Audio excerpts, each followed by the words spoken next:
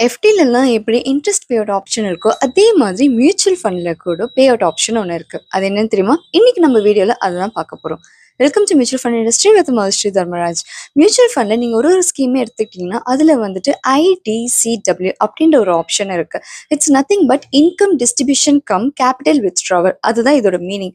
2021க்கு முன்னாடி வரைக்கும் இதை வந்துட்டு என்ன நேமா இருந்ததுன்னா டிவிடெண்ட் ஆப்ஷன் இருந்தது. நீங்க இந்த ஆப்ஷனை சூஸ் பண்ணும்போது உங்களுக்கு கேரண்டியான எனக்கு வந்துட்டு இப்போ பேங்க்லலாம் சொல்லுவாங்க உங்களுக்கு வந்துட்டு மந்த்லி பேஸ் கன்ஃபார்மாக உங்களுக்கு இன்ட்ரெஸ்ட் வந்துடும். அதே மாதிரி குவார்டர்லி ஆஃபர்லி ஆனுவலி இந்த பேஸில் உங்களுக்கு இன்ட்ரெஸ்ட் பே அவுட் கன்ஃபார்மாக வந்துடும். ஆனால் மியூச்சுவல் ஃபண்டில் அப்படியெல்லாம் கிடையாது.